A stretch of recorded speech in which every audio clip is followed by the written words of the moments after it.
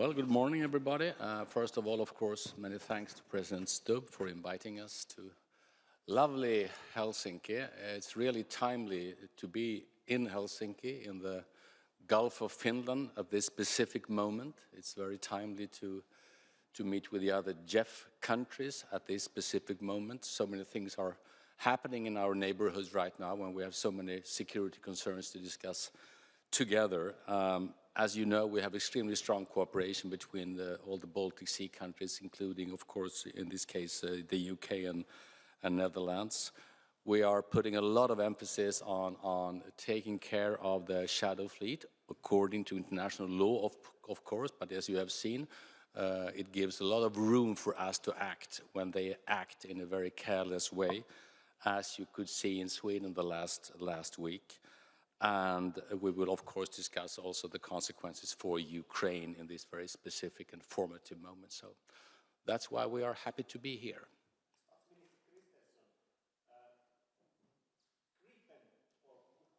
What is the situation in that matter? Yeah. Will Sweden deploy Gripen fighters for Ukraine in the future? The situation is good, just to put it very, very simple. We have ongoing discussions with the Ukrainians. The ambition is to be able to have a more formalized letter of intent this summer, but everything, as you know, is depending on the financial situation.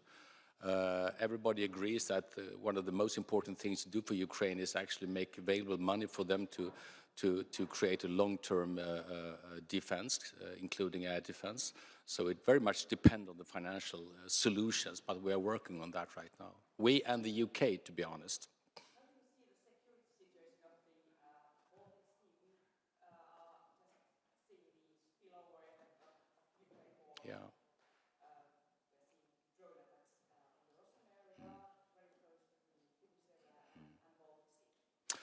Well, fundamentally, I would say, I normally tell my fellow Swedes that the Baltic Sea has probably never in modern times been more challenged than it is today. Underwater cable being destroyed, bad seamanship being shown very, very, very often, and all other things happening in the Baltic Sea. On the other hand, the Baltic Sea has probably never been as protected as it is right now, surrounded by NATO countries, cooperating in a way we have never been able to do before. So in that sense, it's safer than before. But of course, what Russia is doing is very concerning. And what Ukraine is doing right now is basically impressive. Is Trump's war in Iran helping Russia as oil prices are getting higher all the time? Yeah. Can JEF countries do something about it? Yeah. Well, the fact that oil prices are increasing in price is, of course, one of many very concerning things about the war in the Middle East. And the only beneficiary of that is obviously Russia right now. On the other hand, their capacity is obviously being decreased as well in terms of vessels not being able to end their destinations or facilities being destroyed that actually really decreases the capacity for them to export oil. So it goes both ways right now. But Russia is winning of a high oil price and everybody else is losing on a higher oil price. Well,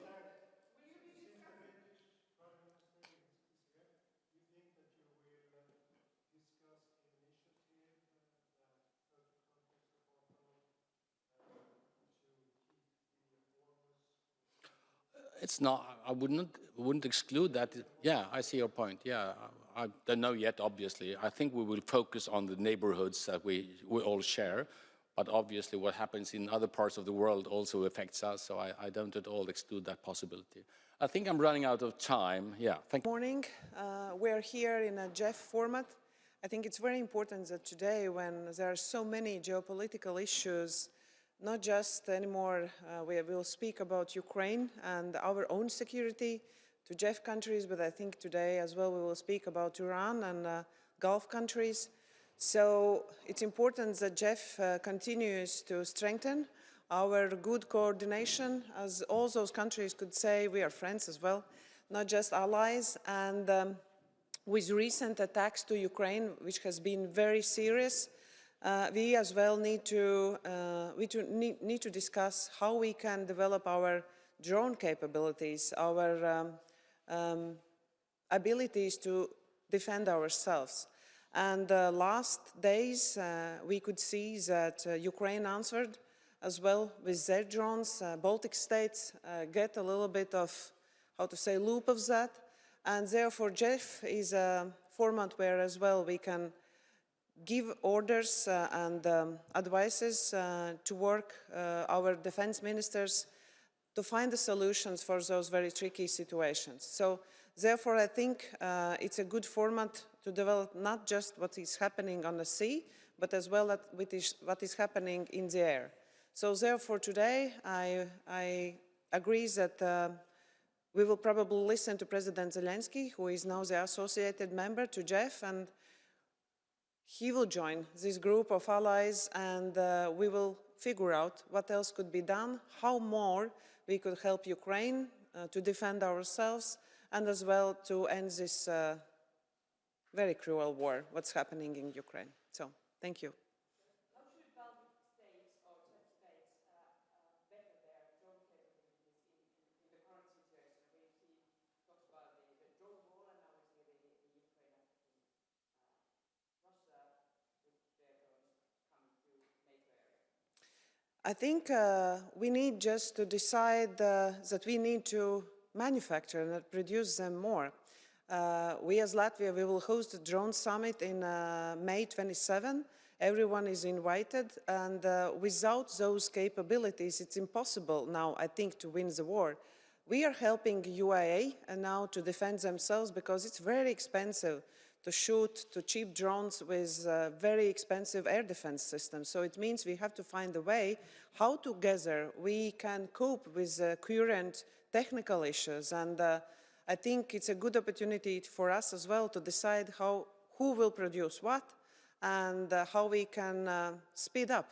I think speed up is a very serious issue because we already have very awesome technologies. We bought something from Ukraine, like its sound system, so we can detect drones. Now we need more abilities to hit those drones down, which comes from Russia or whatever. Dear Prime Minister, how we can force Russia and Mr. Vladimir Putin to stop Russia's brutal invasion on Ukraine? How we can do that? I think we need to go forward with sanctions because if we will eliminate Russia's financial resources, it's the best what we can do now, not to attack Russia, but we can eliminate and with sanctions and taking down shadow fleet as well, but actually Finland is doing very well, and not only Finland, almost all JEF countries actually are doing this. We can get down Russia's economy and their financial resources. It's very important because already now we can see those economic issues for Russia is very, very tough. Thank you.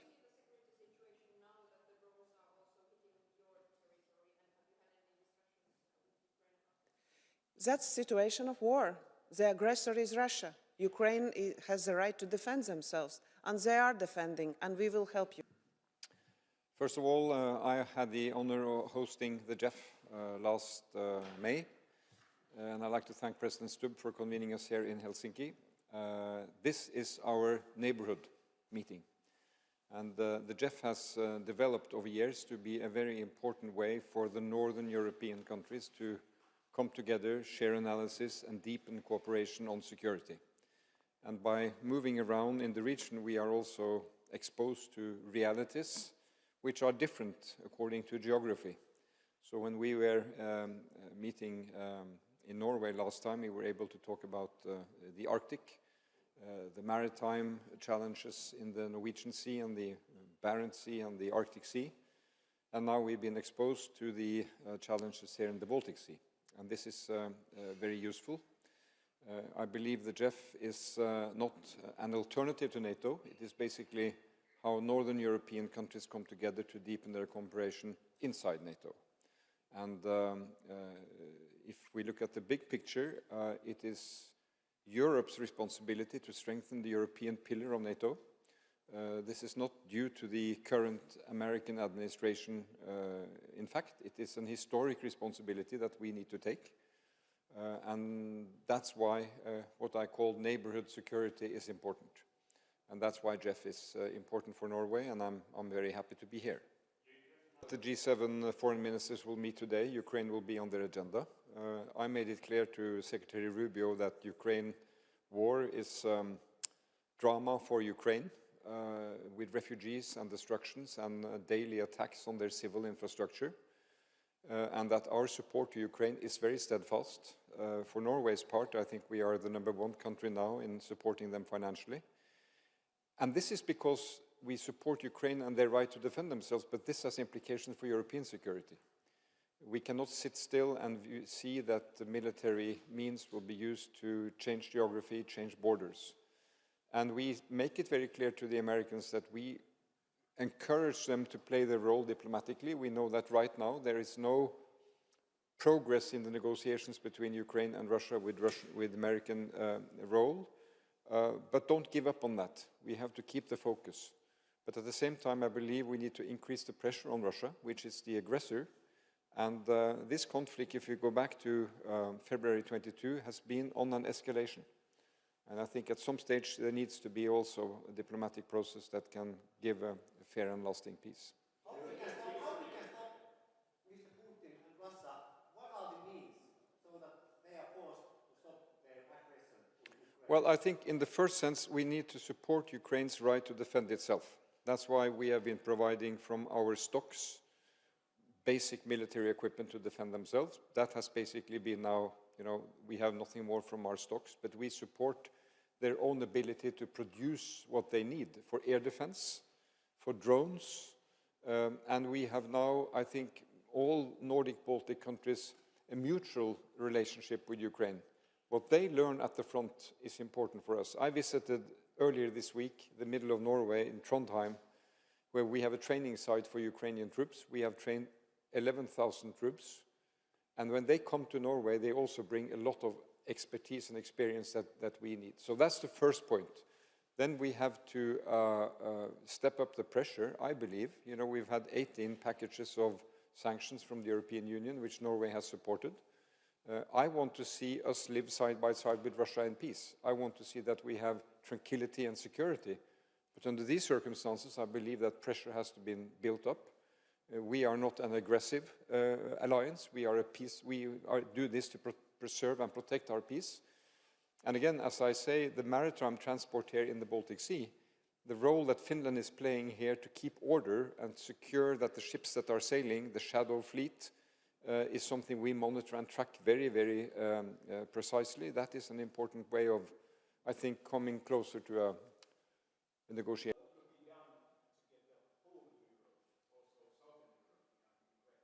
Well, I mean, now it's basically Europe that is supporting Ukraine, funding. Norway is in a position that we see we have a responsibility and the financial ability to support. We do that. But I think we have to talk to all our European partners that this is now a really European matter. And we need to explain again that the fate and the outcome of this war will have implications for all of us. So we have to work on that, and we also have to work on the American administration. Morning to everybody. I would address three maybe key points of today and take a few questions. As I know, I have 3 minutes, so I'll try to fit in. The first one is the topic of Ukraine. It's the most important topic still there is, because to be honest, everybody is probably watching what is happening in the Middle East, and with concern, and it's understandable. But for our neighborhood and our region, what's happening in Ukraine is with utmost importance, because this still is the biggest military conflict since Second World War in our region, and Ukraine needs our help. Assistance, money-wise, weaponry-wise, and all that we can do.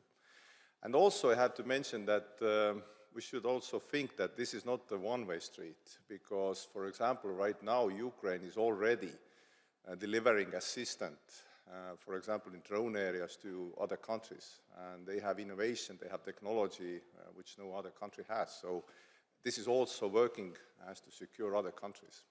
For example, in Estonia, Yesterday we had a drone incident. It was spillover of Ukrainian defense, probably defending themselves from Russian attacks. And no major harm was done, but still it reminds that we need new capabilities, drone-wise, aerial protection-wise, and everybody needs, because, to be honest, in conflict zones, innovation is so rapid, and in Ukraine it's much faster than everywhere else. That is the first thing. Second thing is that we need to keep the pressure on Russia, because, to be honest, this is the only way to stop Russia from aggressor state and becoming and coming to negotiations, because if you don't take away the money from Russia, if you don't pressure them, politeness will not work with Russia. It's weakness for them. And tackling shadow fleet, pressuring them with sanctions and everything else is very important. And going to the third point, we will have NATO summit in Ankara. Estonia is well prepared. Our defense expenditure is 5.4%, which is I would say the best we can do, and top country also in NATO. And this is a necessity, not something just to look at, because if you have a neighbor which is aggressor, which has a dictator in power, then you need this kind of action. So for us, CEF and the allies here are with utmost importance. We have warm and good relations with them, and for us this kind of close engagement and good talks between partners is very important, and against also our common enemy. So thank you. If you have questions, I can answer. Yeah. What can CEF countries further do to block Russia's shadow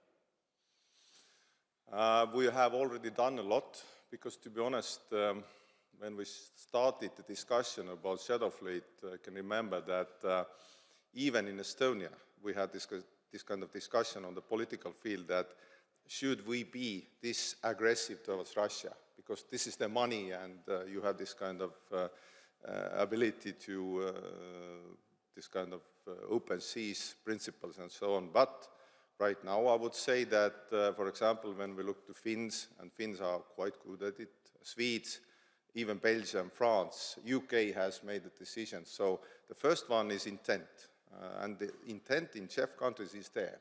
If you talk about it, about shadow fleet, everybody gets on board. This is the first thing. And second thing is to have capability, because I don't know if it's a correct number. I'm referring to AI, which is quite modern thing, I know. But according to AI, average length of shadow fleet ship is about, not ship, but journey is about 3,000 to 5,000 miles on the sea. So you have a long distance to intercept, not Russia all the way.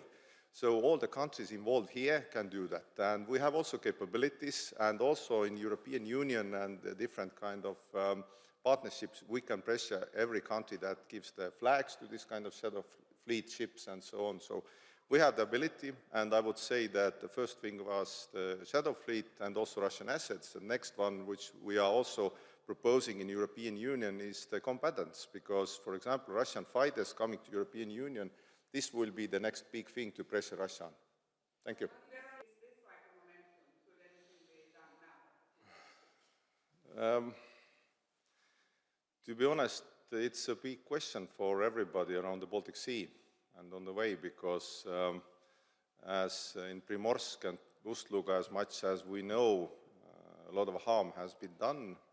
They are not capable of pumping everything they were able to do right now, and there's a big question: will ships pile up in our sea, and what will we do? So this probably will be among the topics. No, I would say that we can go back many years. It's already fifth year, war is ongoing, and you can remember Vladimir Vladimirovich Putin saying that this will be 3-day special operation. It hasn't been a 3-day special operation, not even close. And I would say right now, if you are looking at Ukrainians, and we are constantly talking to them, they are in fighting spirit. They say that they can manage, they can hold on with European support. Yes, they need money, they need weaponry, assistance, backing, and also the future in European Union, which to me is quite obvious. So I would say that we should keep the pressure on Russia, assist Ukraine. That probably will get us to just a lasting peace, not the scenarios which are not unlikable to us. Thank you. Thank you.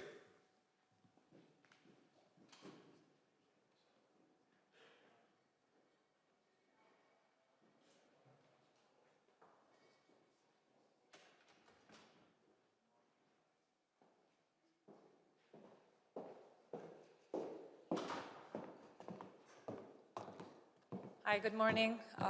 It's great to be here in Helsinki. We in Iceland have obviously benefited a lot and been very happy with the JEF coordination. We see an increased focus now on the Arctic, the North Atlantic. This is something that we've wanted to see and are looking forward to having good and fruitful conversations today. And with that, I'll just take some questions. Dear Prime Minister, Iceland does not have army at the moment. Are you considering to establish some kind of defense forces in the future and join into European Union as well? I don't see it in the foreseeable future that we will have an active military. Our defenses have, from the beginning of time, been based on our cooperation, for example, with the US military. We have a bilateral defense agreement. We joined NATO based on that communication and that cooperation. But we obviously need to make sure that we're doing our utmost to be a good host nation, to have the logistical and infrastructure capabilities so we can be a good ally for our NATO allies. So our biggest focus when it comes to military expenditure has been to make sure that our airbase, our Keflavik Air Base is strong, that we have good facilities for air policing. So we see Iceland more as a hub, as a structure to be useful in that regard. And we're very focused on the fact that we're basically not spending money on capabilities that don't work to the advantage of the alliance. So I don't see that changing in the foreseeable future, but we're still spending quite a lot and much more than we did before on defense capabilities, but it's more host nation supported. When it comes to the EU, yes, we have a referendum at the end of the summer. I want to be clear, it's a referendum on whether we should open talks with the EU, not about joining the EU, but this is still a big question for the Icelandic public. We have actually, and we saw this also during the first administration of Trump, but even further now, despite maybe the political developments that you might be seeing towards Europe, we see more focused, if anything, on Iceland. Our communication and work with them has been very good. We've seen increased focus in general on Iceland, and we've been stepping up our capabilities when it comes to working with them. So at that sort of practical level, we haven't seen any change, and if anything, a better operational relationship between the two countries. You are having today discussions with the Canadian Prime Minister. Are you hoping to see more dialogue or cooperation with Canada on JEF also when it comes to Arctic security? I think it would be very important. I think there's always, at least since Iceland joined JEF, been this discussion of whether JEF should be bigger, who should be in JEF, and I think there's a balance that needs to be found because you don't want too many structures within NATO because NATO is obviously very functional. I think for a country like Iceland, Canada is very important. We are neighbors when it comes to the Arctic. We are neighbors when it comes to the US. We are neighbors when it comes to Russia. So I think it's positive to have Canada with us in that cooperation. Whether they're full members of a JEF is a bigger discussion, but this JEF Plus has worked very well for us. Hello everyone, it's very good to be here, my fourth week in office as the Dutch Prime Minister. The JEF is a very important platform for us to work closely together with our allies to protect the northern part of Europe, to step up our joint cooperation on security, and that is of utmost importance in these challenging times where we see hybrid and physical threats from Russia, the Russian aggression continuing in Ukraine as the biggest threat for European security, but obviously also other geopolitical challenges all around the world that are affecting the European security and economy. And we have obviously the NATO as our most important alliance for our safety, But this platform is very crucial to increase the European cooperation and the European pillar within NATO. So I'm looking forward to the discussions ahead. Dear Prime Minister, you are new at your post. What is your message to Russia and Mr. Vladimir Putin? And what is your government's Ukraine policy? Will the Netherlands deploy more weapons to Ukraine? We are very clear on Ukraine. We will continue our support for our Ukrainian friends, both financially, military and non-military, as long as the Russian aggression against Ukraine continues. And the Netherlands works closely together with all allies to make sure that Zelensky and his troops can continue to fight, and that in the end, if a peace deal is negotiated, it will be a peace deal that is acceptable for the Ukrainian people, and we will do whatever we can to support the implementation of that peace deal.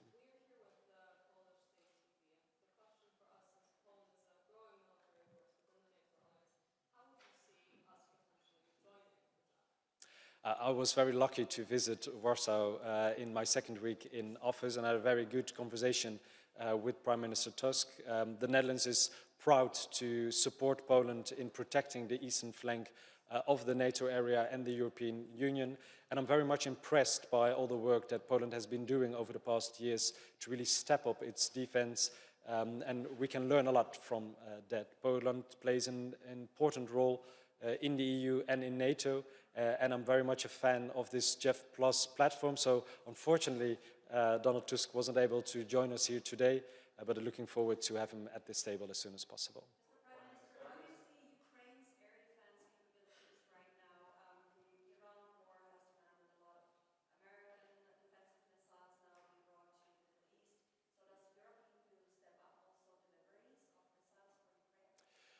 Obviously, the war with Iran and the bigger escalation in the Middle East is a threat for Ukraine, because we are spending so much now in the Middle East, a lot of heavy equipment that would have been better fit for the Ukrainian protection.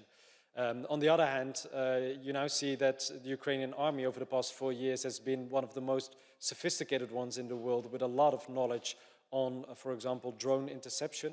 So we can all team up with Ukraine to make sure that the production of drones is increased, both for the employment in the Middle East and Ukraine. And obviously we're trying to pull together resources to have more deliveries to Ukraine also for this year. They survived a very harsh winter, but we've got to make sure that they can also survive next winter.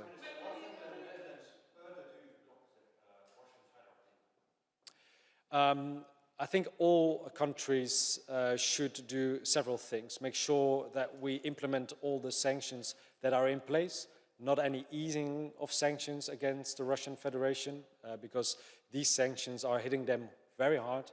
We've got to make sure that this continues. The Shadow Fleet is for them a way to avoid sanctions, and the Netherlands is, together with other countries, now setting next steps to make sure that we can intervene in this Shadow Fleet. It is difficult to improve legislation, but within the current legislation, there is a lot of more that we can do. So we're working closely with that, with the UK, with Belgium, with France, and others. So I expect in the weeks and months to come more interventions in the Russian Shadow Fleet. Donald Trump has been calling European allies to join and help in the Strait of Hormuz to be open. Do you see any kind of role for European states or for Netherlands? The war in the Middle East is impacting the whole world, so a quick de-escalation would benefit us all. So we're calling upon the Iranians to stop the attacks on energy infrastructure in the region. We are now, together with France, protecting Cyprus and the Eastern Mediterranean, and we will look into any other mission in the Strait of Hormuz, but only after hostilities have stopped, with a clear international mandate and with one goal: to open up the Strait of Hormuz for the international trade, not only for Europe, but also for the global south. Good morning. As a president of Lithuania, I will comment shortly the issues looking from the Lithuanian angle. First of all, about the war in Ukraine. This is already the 5th year of the war in Ukraine. And despite the efforts of United States administration and despite the efforts of international community, Unfortunately, we do not see the resolution of this crisis because of unwillingness of Russian Federation to proceed, to have the deal. And I think the strategy and the tactics of Russian Federation is to continue the war, to try to conquer as much as possible the territory of Ukraine, and then maybe sit down to the table looking from the upper side. This is regretful that we were not able to take the decision in the last European Council regarding the 90 billion euros. The principal political decision has been done in December of last year, and all countries at the table agreed that practically we can proceed, but now looking to the implementation of this decision, I see the problems. I hope that there will be resolution of the problem somehow in one or another form, because Ukraine critically needs that financial resources, not only for military equipment, but also for macroeconomic stabilization. Now, a few words about JEF. We highly value the activities of Joint Expeditionary Force, and I remember already many meetings in the past about coming threats, about hybrid conventional threats in the region. And this is always good to discuss the issues with like-minded countries, which understand very well the nature of these risks coming. And even now, as we speak, we have some attacks, hybrid attacks in the Baltic countries. You probably know very well that the drones have crashed and exploded in Lithuania, in Latvia, and Estonia. For Lithuania, I can confirm that it was a drone of Ukrainian origin, dedicated to attack Primorsk oil terminal, but then the drone diverted from the initial route and crashed in the territory of, on the soil of Lithuania. Of course, those threats are dangerous. Of course, they create a lot of uncertainties and nervousness in the community, in the society. And we have to talk about strengthening of our defense, air defense systems. During the peacetime, air policing regime was okay, but now we see that threats are becoming more and more severe, and we have to run faster and more decisive in order to tackle those issues, and first of all by building the detection systems and by building the capabilities to destroy these drones, or no matter what other kind of unmanned systems. So thank you. I'm ready to answer your questions. You see a way around Hungary because on the Russian frozen assets, and do you have any comments on Hungary stopping the delivery of gas shipment? Well, unfortunately, so far these relations between Hungary and Ukraine are developing not to the right direction. I think one of the explanations is, of course, a hot period of electional period, but I hope that we will be able to find the solutions, because we need those solutions, and not necessarily talking about the frozen assets, because the problems to find the decision on the frozen assets were not related only to Hungary, but also to other countries. But yes, I agree that we have more problems, first of all, about the opening of negotiation clusters with Ukraine, again, because of resistance of Hungary to proceed. So we need those solutions. We have to find the creative solutions, maybe by front-loading the technical work and front-loading the negotiations.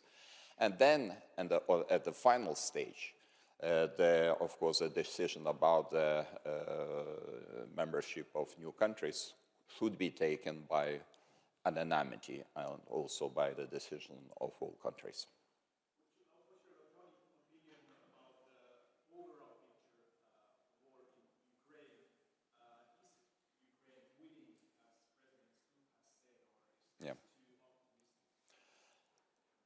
One thing is clear, that the expectations of Russian Federation to break the resistance of brave Ukrainian people failed, entirely failed. And of course, there are moments then Russians are maybe a little bit more successful, but in general, taking into account how long is this war and how small are the wins of Russian Federation, how small are the territories they were able to conquer, and how big are the losses they are suffering every day. I think Ukraine is prevailing, and Ukraine is really bravely implementing all the new technologies. They are using all the methods of modern warfare, and I think they are very successful in that. And this is probably one more factor we should take the advantage on. We have to use the experience of Ukraine, which was collected during the last years, and to use and to apply this experience by building and strengthening our air defense and building and strengthening our armed forces. And I am talking now not only about my country, but also about European Union in general. Thank you. Thank you.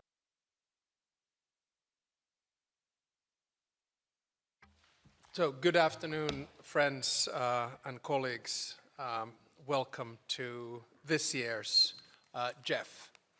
I really look forward to a day that started by looking at the way in which we run our operations with the border guard and together with the defense forces. Our program today is going to be one where we focus first on the east, mainly on Ukraine and Russia. Then we go up north to deal with the Arctic, the North Atlantic, and the Baltic. And then we're looking at a few issues relating to the future of JEF. And then, of course, having a nice dinner at the Mannerheim Museum discussing transatlantic relations. I think in today's world, coalitions matter more than in a long time. And the way in which I see JEF is that we're based on values and interests. That's where they meet together. Our approach here in Finland to defense is one which is layered. The first layer is our national, second one is our regional, and the third one is NATO. And I see JEF very much as a bridge between these. I also think that JEF is of strategic importance and that we are probably one of the most agile, flexible, and quick coalitions around. So with these words, I want to welcome you and hand it over to the father of JEF, the United Kingdom, and Prime Minister Starmer, before we then have Volodymyr Zelenskiy on the screen. Well, look, thank you, Alex, for bringing us together, and thanks for your hospitality. And it's very good to see colleagues around the table. And it is really important that we're here today because a couple of months ago, all eyes of the world were on the high north, and now they're on the Gulf. And of course, we will continue to defend our interests there. But the threat from Russia in the north and the east has not gone away, and therefore it's important that we're here today. In fact, in my view, that threat has grown, and we all know very well the impact of that threat for our security, for our economies, and the cost of living for families in each of our countries. So it's right that we're focused, as ever, on Euro-Atlantic security and on Ukraine, and bringing those two together. The Joint Expeditionary Force has a vital role to play here. And 12 years in, I think we can say it's proved agile and effective in coordinating, collaborating, and allowing us to think together, to train together. Obviously an integral part of NATO, and we're all deeply committed to that cause. In a minute, I think we're going to hear from Volodymyr. And I think it is important that as we sit here, we remind ourselves that in the face of Putin's abhorrent attacks over the winter, which have been severe this winter in terms of their intensity, attacking infrastructure, particularly energy, and civilians. I have to say the fortitude of the Ukrainian people is extraordinary and not a little humbling, frankly. And we must never lose sight of that, or that Putin continues to take lives of innocent citizens, as we've seen again this week. And I don't know how many times I've said he takes the lives of innocent civilians, as we've seen this week. We've been saying it every week throughout this winter. So it's important that we reiterate that our support for Ukraine is unshakable. And it's great that we're bringing them closer to the JEF as an enhanced partner, and that the Ukrainian Navy will exercise with us for the first time in September. So that is a really important push forward. The crisis in the Gulf has highlighted Ukraine's expertise in modern warfare. That's been a real feature of the last few weeks. They can provide defences against Iranian drones that are unparalleled because of their experience. So we want to keep working with them to multiply that strength. And I was very pleased when Volodymyr was in London last week that we were able to agree a new industrial partnership to bring Ukraine's unique expertise together with the United Kingdom's industrial base to build new capacities that will boost security in the United Kingdom and help Ukraine to keep defending itself from the ongoing Russian bombardment.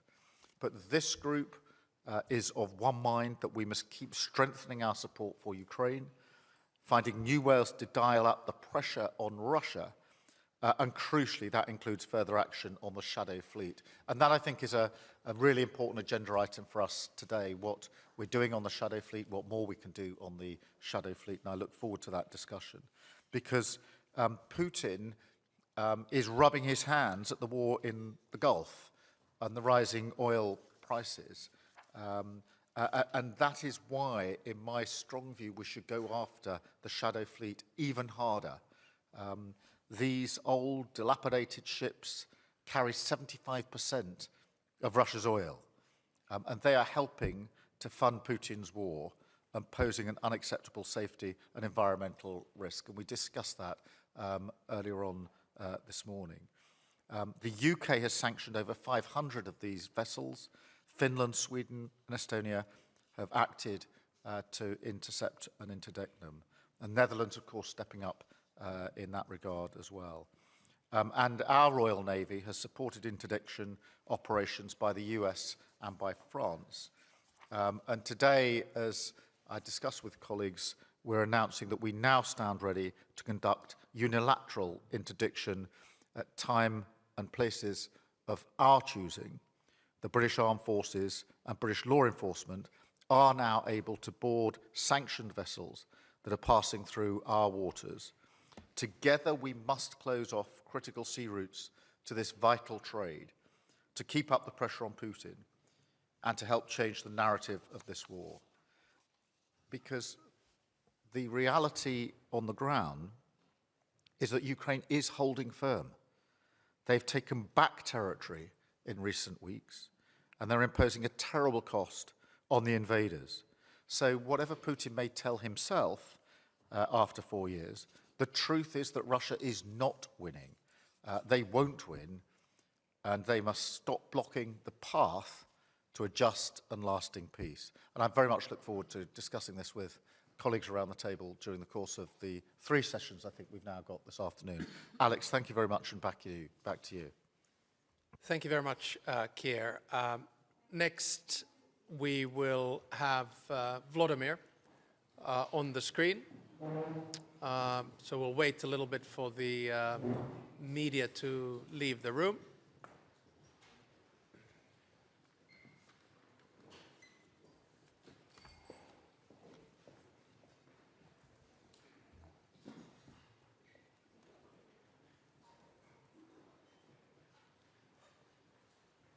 Everyone's sitting so properly.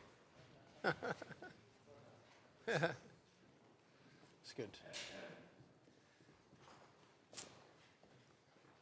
So, as you will know, the original intention was that Volodymyr would join us live, but we had to do a little bit of rescheduling because of the travels of Volodymyr. We won't go into the details of that, but instead of a live intervention, he sent us this video this morning, which we'll now be able to listen to. So please go ahead. Alex, Mr. President, dear friends, I'm glad to speak to you and confirm that Ukraine is ready to contribute to the development of the security cooperation format, the JEF. We all see now that the world can be very harsh and dangerous for those who stand alone or stay aside from joint efforts to ensure real security. Today, no one knows what the future holds for Europe or how Russia will behave in the coming years. But one thing is clear: coordinated actions and real investment in security must work. We have an aggressive Russian regime next to us that has no intention of returning to peaceful coexistence with its neighbors. Next to Russia is Belarus, still ruled by one man, and yesterday on Freedom Day, celebrated by Belarusians, he went to North Korea, one of the world's darkest symbols of oppression. It sends a clear message to the entire region. And our nations are also dealing with the consequences of a deep crisis in the Middle East and the Gulf. Even if the war there ends soon, much will still need to be done to ensure stable supplies of critical resources from that region. All of this, and especially the brutality of Russia's war against Ukraine, pushes each of us to act more. And thank you for this kind of cooperation. Ukraine has now offered the countries of the Middle East and the Gulf long-term cooperation to protect their skies. They have strong financial resources and experience in dealing with ballistic threats, but they need our expertise in countering drones. This includes all types of drones: Shahid, drones which cause serious damage to infrastructure, and FPV drones, which are now used for targeted attacks on military bases and equipment in the region. The first agreements have already been prepared by our teams. Ukraine had the world's strongest experience in using drones. We offer the Middle East and Gulf countries a partnership that benefits both sides, our knowledge and technology and their funding. And we are working to make this happen. Our contribution to security in that region will also be a real contribution to global security. This matters because energy security and the cost of living, particularly in Europe, depends on their oil, gas, and other resources and stable global markets. And I believe that in Europe we need to build more close cooperation between Ukraine, your countries, and all European nations to ensure real protection on land, in the air, and at sea.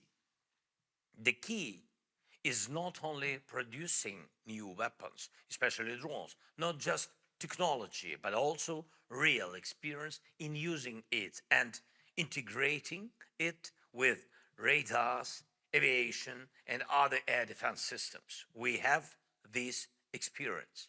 Together, we have a strong industrial base. You have financial capacity. Let's bring all of this together even more. And I'm grateful to every country we already have clear agreements with on joint production. We should work so that with all JEF countries, we build a real production alliance. And I'm grateful for the enhanced partnership status for Ukraine received in Oslo. The status already opens the door to practical cooperation, like taking part in the terraces exercise. We are ready to move forward, bringing our experience and capabilities to make the JEF community even stronger. And our goal is simple and clear. Ukraine is ready to become a full-fledged member of the JEF. And thank those who work closely with us across the military, defense ministries, and special services. We need to come together and strengthen our shared experience so we can be strong in every area, protecting lives, infrastructure, energy, the seas, and cyberspace. And I believe we can do this. I believe that a free Europe will prevail over all who threaten us. And of course, air defense is a top priority. In Europe, we must have full capacity to produce all types of air defense systems and the missiles for them. This includes protection against drones, cruise missiles, and ballistic threats. And we cannot rely on other partners' industries. We must be confident in our own industry here in Europe. Please, let's keep moving this work forward and speed it up. And while we are building this capacity, please remember that we need protection from Russian missiles every single day. And I'm grateful to those of you who actively support us through the Pearl program. It's critically important. And one more point. Oil and gas markets are very, very uncertain now. But we must not let Russia take advantage of this. We all know that for Russia, money from oil and gas means more time for war. Putin turns every dollar he earns into killing and destabilization. So please keep the pressure on Russia. Its tankers and shadow fleet must not feel safe in European waters.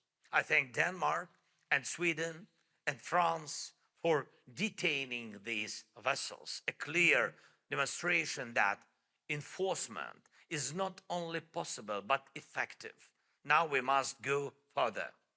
These tankers must not just be stopped, they must not be used to bypass international law. We need joint action to create strong laws in Europe that allow countries to block Russian tankers and confiscate the oil. This should be a real tool to take away Russia's ability to pressure Europe. Please also help others in Europe move these decisions forward and implement them at home. Please, let's do this. Thank you. Slava Ukraini.